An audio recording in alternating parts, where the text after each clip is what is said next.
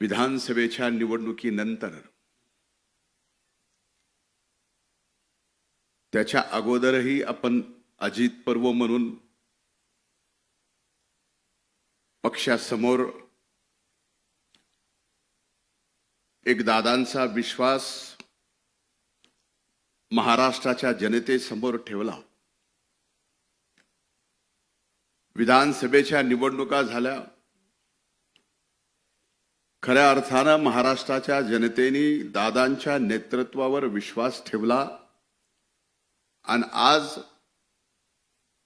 विधानसभेमध्ये सत्तेत येऊन अजित पर्व पुन्हा चालू झालं आणि त्यासाठी आपल्याला नवा संकल्प घ्यावा लागतोय, तेही शिर्डीमध्ये। ही एक आगळीवेगळी आपल्यासाठी आनंदाची पण गोष्ट आहे आणि नव्या जबाबदारीची पण ही गोष्ट आहे। मी रात्री प्रवासात येत असताना विचार करत होतो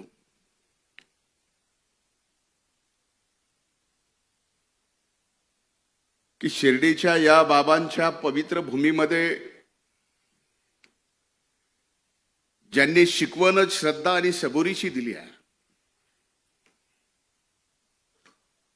आपल्या पक्षाने सुद्धा 17, 18, 19 तारखेला या बाबांच्या पवित्र भूमीमध्ये श्रद्धा आणि सबुरीची शिकवण देत असताना काही दिवस अगोदर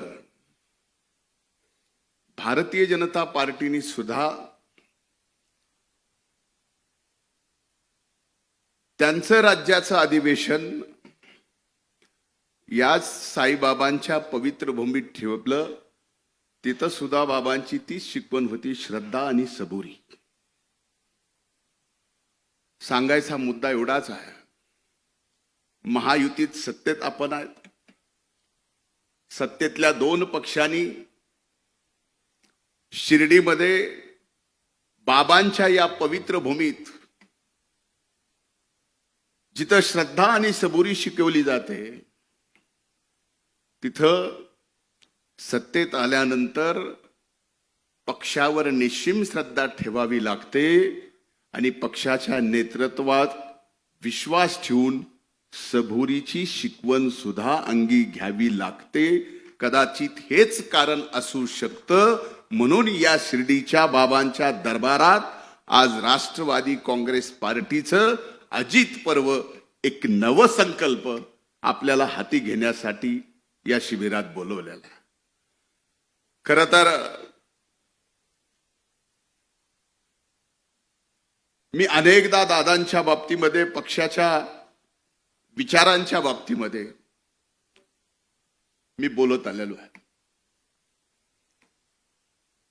माझ्यापेक्षा अनेक मान्यवर राष्ट्रवादी काँग्रेस पक्षामध्ये मी या पक्षात यायच्या अगोदरपासून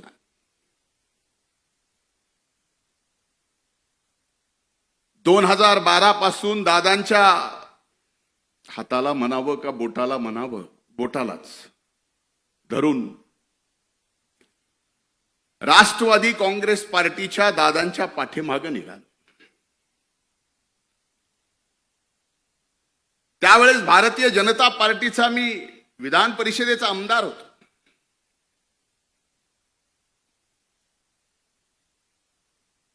आमदारकीचा राजीनामा द्यायला लावला, राष्ट्रवादी काँग्रेस पक्षाकडून मला आमदार केलं। ती 2013 ची गोष्ट। 2014ला महाराष्ट्रात विधानसभेच्या निवडणुका झाल्या आणि आपलं आघाडीचं त्यावेळेसचं सरकार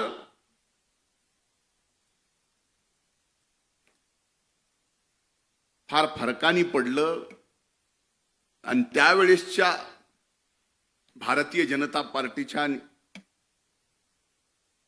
सरकार आला। मला माहित नाही माझ्या त्यावेळेस, माझ्यासाठी पक्ष म्हणजे त्यावेळेस दादानी मला माझ्यात काय पाहिलं आणि माझ्यावर विधान परिषदेच्या म्हणजे वरिष्ठ सभागृहाच्या विरोधी पक्ष नेतेपदाची जबाबदारी अतिशय कमी वयात माझ्या खांद्यावर टाकली. दादा, म्हणूनच हा धनंजय मुंडे अजित पर्वच्या नवसंकल्पाच्या या शिबिरात एकदा विरोधी पक्ष नेता म्हणून, 5 वर्षात 2दा मंत्री म्हणून आणि पुन्हा सरकार आले म्हणून तिसऱ्यांदा मंत्री म्हणून या ठिकाणी ताठ मानानं उभं राहून बोलू शकतो. ही ताकद दादांची एकदा पाठीमाग उभी राहिली.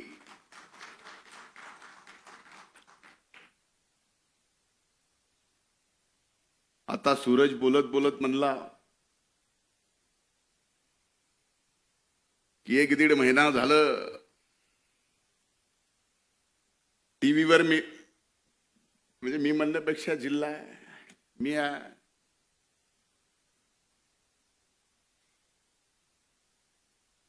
सूरज नाम है इसीलिए तो बदनामी पीछे है. नाम ही नहीं होता तो बदनामी थोडी होती.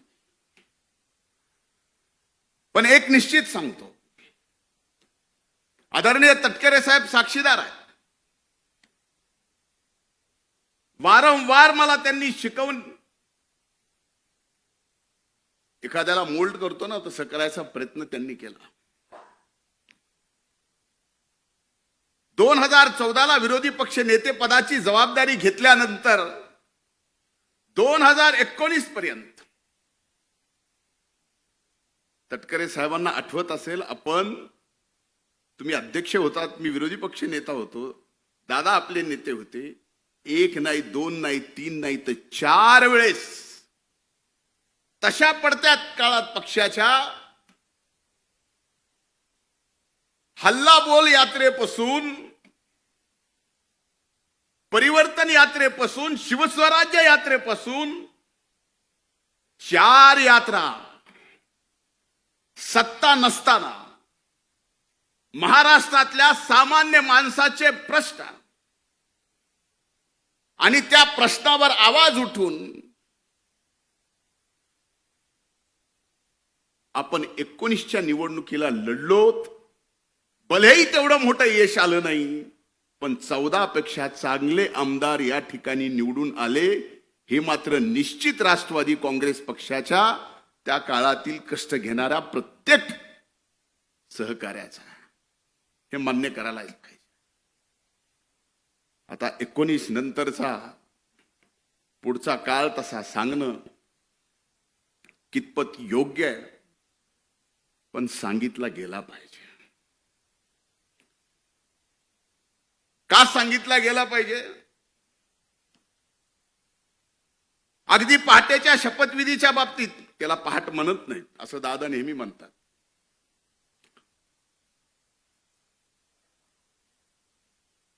पण कदाचित त्याच्या शपथविधीच्या अगोदर साहेब आपण पण साक्षीदार आहे. मी दादांना विनंती केली होती, आज स्पष्टपणाने बोलतो, कधीही बोललो नाही, कारण इथं फक्त आणि फक्त राष्ट्रवादी काँग्रेस पक्षाचे दादांचे एकनिष्ठ सहकारी आहेत म्हणून मी हे बोलायची हिंमत ठेवतो. त्यावेळेस मी म्हणलं होतं दादांना, तटकरे साहेब आपण साक्षीदार असाल तर हो म्हणा, शपथ घेऊ नका. का म्हणलो होतो? काही गोष्टी कळाल्या होत्या, त्या नम्रपणे दादांच्या पायी माझं डोकं ठेवून जे तटकरे साहेबांनी बघितलं की म्हणलं दादा आपला घात होतोय. दादानी माझ्या डोक्यावर हात ठेवून म्हणले, असला घातभीत काय होत नसतो, पण शेवटी व्हायचं ते झालंच. त्यावेळेसपासून आपल्या या दादांना विलन आणि खलनायक ठरवायचं षडयंत्र त्यावेळेसपासून चालू होतं. आज हे मी बोललो तर कुणाला कदाचित माहित नाही मधल्या काळात, पण ही वस्तुस्थिती आहे. वारंवार या महाराष्ट्रात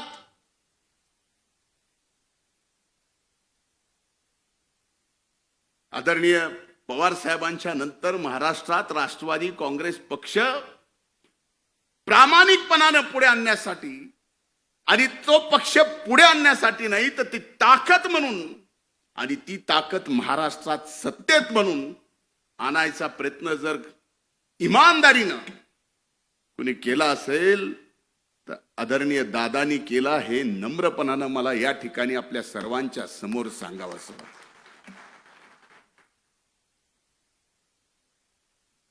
आता पहाट होती त्यामुळं त्या शपथविधीला मला येता आलं नाही, कारण पहाटेचं आपलं तसं जमत नाही. पण घेणं एक ना घेणं दोन, शिक्षा मात्र मला झाली. ही मान्य करता का नाही? माग कुणी जरी हो म्हणत नसलं तर माग शेखर भाऊ हो म्हणतायत.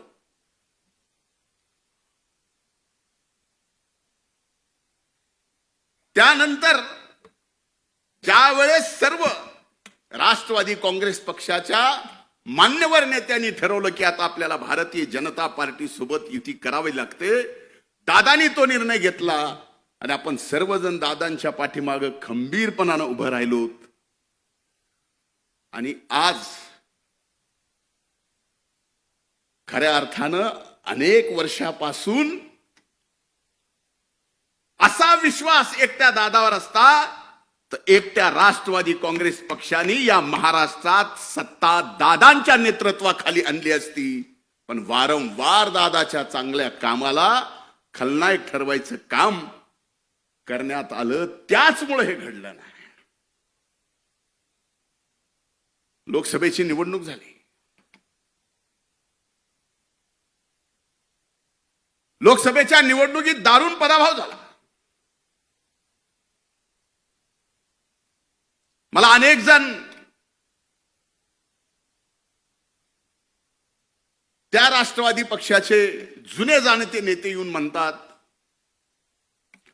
तू कशाला रे लोकसभेला कोयनीच्या प्रचाराला आला? त्याच्यामुळं तुला आता बघ विधानसभेत काय होते. जे व्हायचंय ते होईल. मला पक्षाने सांगितलं जा तिथं सभा घे. सभा घेतल्यानंतर त्याचा परिणाम माझ्यावर काय होईल याचा विचार करणारा एवढ्या हलक्या काळजाचा मी राष्ट्रवादीचा आणि दादाचा कार्यकर्ता नाही. आणि माझी विनंती आपल्याला, आपल्यापैकीही कुणी नाही नसणारच, पण हो हे सगळं केल्यानंतर त्याची किंमत मोजावी लागते. मोजावी लागली तरी 72, त्याला कमीपणा नाही. त्याचा राग धरला. जो संकल्प काही जणांना पाडण्यासाठी, मुश्रीफ साहेब आहेत, आदिती माया, मैं खुद गब्बर है, वळसे पाटील साहेब आहेत, यांना पाडायचंच अशी यादी कमी नव्हती. पण पडलं कोणीच नाही. तुम्ही लाखभर मतांना आलात, मी जरा जास्त मतांना आलो म्हणून मला भोगावं लागायला का काय असं मला वाटायला लागले.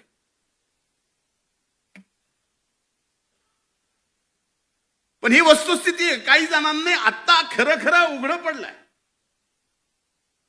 पण दादा एक निश्चित सांगतो, माझ्यावर तुम्ही विरोधी पक्ष नेते पदाची जबाबदारी दिली, तो काळ तुम्ही बघितला की एक विरोधी पक्ष नेता सुद्धा राज्याच्या मुख्यमंत्र्याला काही मुद्द्यावरती खाली वाकवू शकतो. तुमच्या डोळ्याने तुम्ही ते पाहिलं.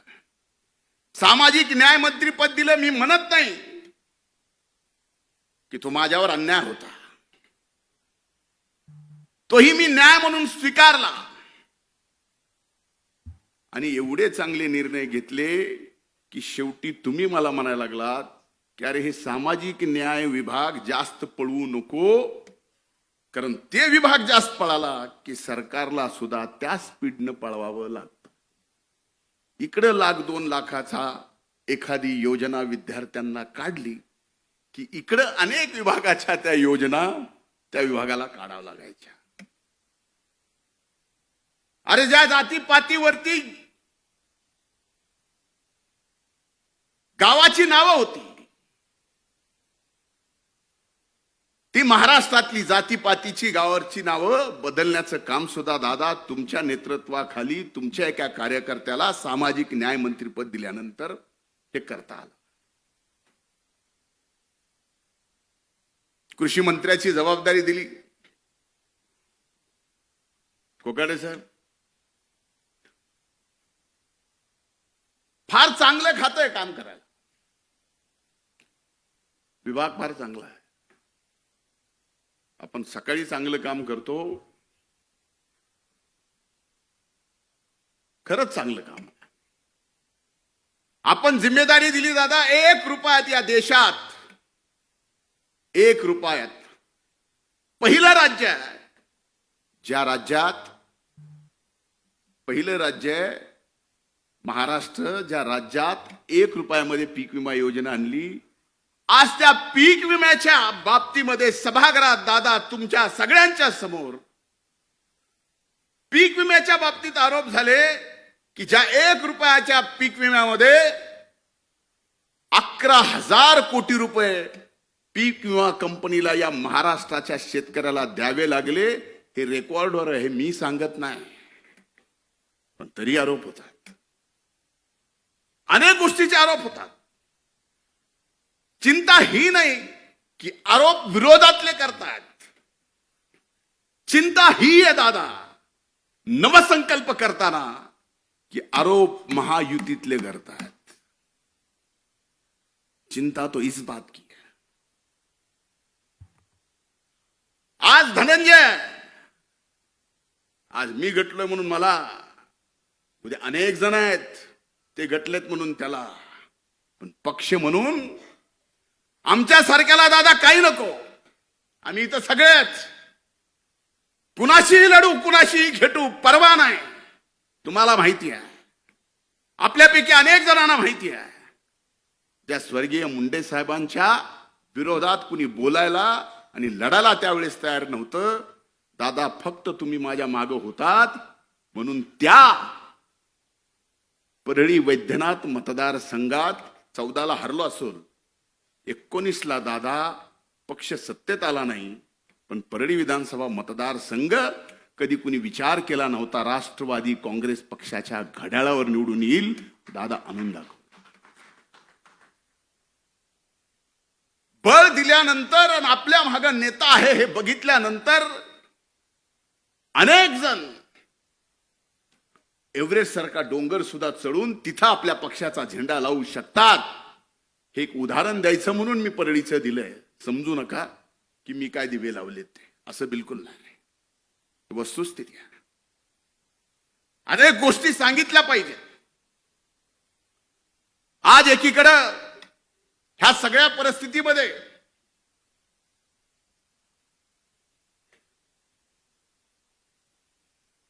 दादानी ऐकावं म्हणून मी थांबलोय. एक नक्की आहे, शिर्डीच्या साईबाबांच्या साक्षीनं सांगतो की आमच्या बीड जिल्ह्याच्या पालकमंत्री पदाची जबाबदारी आदरणीय दादांनी या ठिकाणी घेतली. अतिशय आनंदाने मी या ठिकाणी सांगतो, तो आनंद या ठिकाणी व्यक्त करतो आणि जिल्ह्यात दादा आपलं स्वागत आहे करतो. यात मीही विनंती केली होती की सद्य परिस्थितीमध्ये अशा जबाबदारीत आपण नसू नये. पण एक गोष्ट मात्र लक्षात घेतली पाहिजे. आज अजित पर्व आहे, आज आपण सत्तेत आहोत, आज आपल्याला नवीन संकल्प घ्यायचा आहे. पण हा नवीन संकल्प घेत असताना राष्ट्रवादी काँग्रेस पक्षाला पहिल्यांदा कार्यकर्ता भिमुख व्हावं लागेल. कार्यकर्ता भिमुख झाल्यानंतर पक्ष संघटन एवढं मोठं होईल, एवढं मोठं होईल की कसल्याही वाऱ्या आणि वादळामध्ये ते पक्ष संघटन कधीच ढळणार नाही, हलणार नाही. हे मात्र एक कार्यकर्ता म्हणून निश्चित मी आपल्याला सांगतो. पण मधल्या काळातल्या काही अनुभवात मी सांगतो.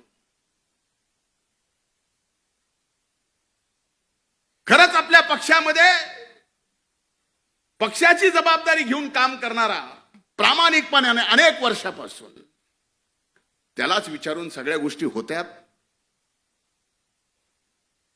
काही अनुभव तर असे सांगतो की आपल्या पक्षाच्या प्रमुख कार्यकर्ता असेल, नेता असेल, त्याची जर काटाला लावायची आहे, त्याची जर नीटनीटकी करायची आहे, तर त्याला इतर पक्षाच्याही गरज नाही. आपल्या पक्षाचेही भरपूर बस झाले, फक्त कानाला लागायचं काम.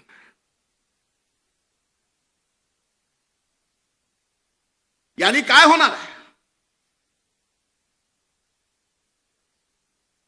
जे दादा तुमच्यासारख्या एका नेत्याने माझ्यासारखा कार्यकर्ता घडवला, भले आज लोक मला नेता समजत असतील, पण माझ्यातला कार्यकर्ता मी मरेल, पण माझ्यातला कार्यकर्ता मी कधीच मरू देणार नाही. त्यावेळेसच नेता जिवंत असतो. त्याच्यातला कार्यकर्ता मेला त्यावेळेस नेता संपला, पक्ष संपला. आणि माझ्यातला कार्यकर्ता मी कधीच मरू देणार. आज अनेक जण लोकसभेच्या प्रचाराचा मी विषय बोलत नाही, पण विधानसभेच्या प्रचारात मला सगळीकडून घेरला असताना मला अभिमन्यू करायचा प्रयत्न केला होता, पण विधानसभेच्या अगोदरच मी सांगितलं होतं की मी अभिमन्यू नाही, मी धनंजय आहे. पण आपल्यापैकी अनेक जण आहेत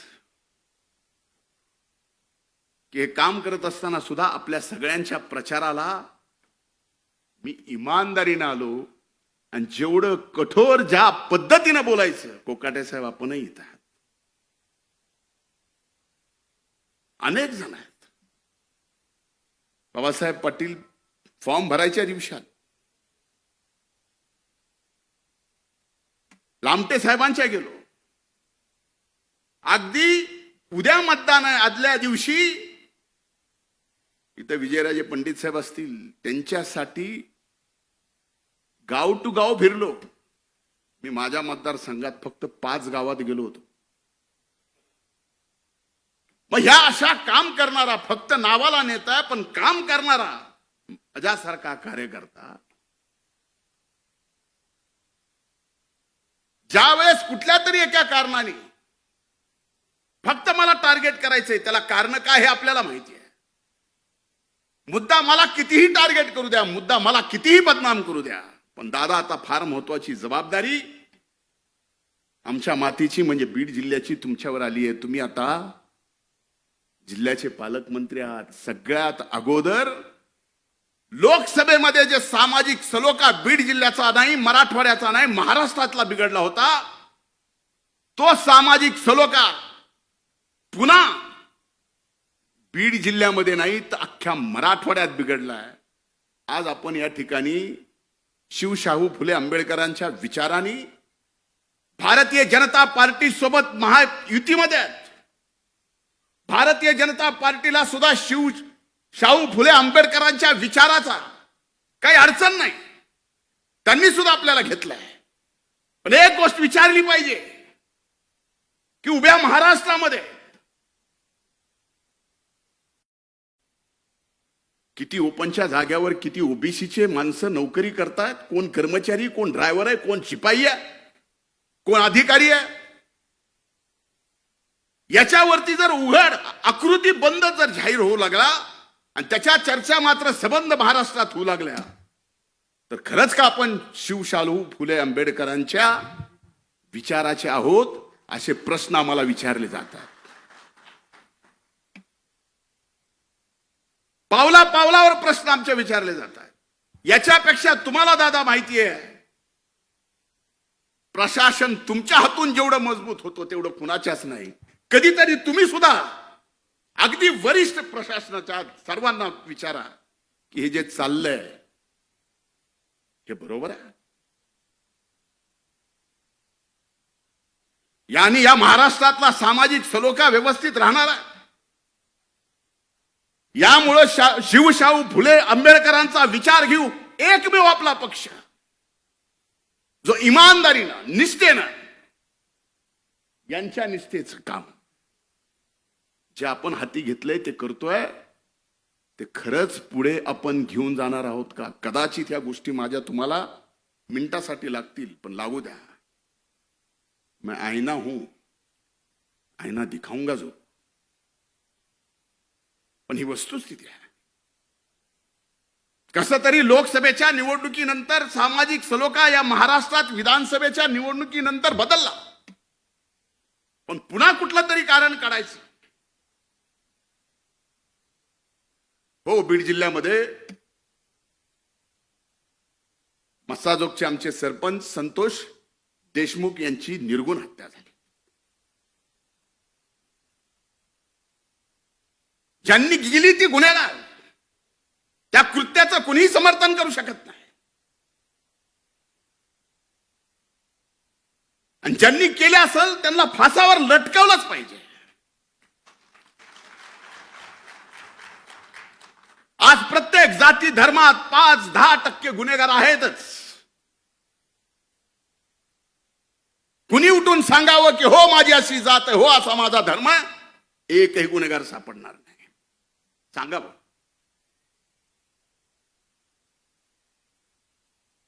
पण त्या 5-8 गुन्हेगारांच्या मुळे उभ्या महाराष्ट्रामध्ये जर मीडिया ट्रायल होत असेल एका जातीचे, ओबीसीचं, तर लोक आता एवढे राहिले नाही.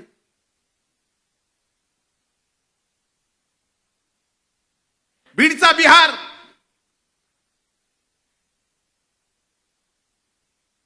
परळीत तालिबान. आम्हाला दुःख होत नाही. आमचा बीडचा बिहार अर्ध्याच्या वर 6 महिने ऊस तोडायला तुमच्याकडे असतो, त्याचा बिहार केला जातो.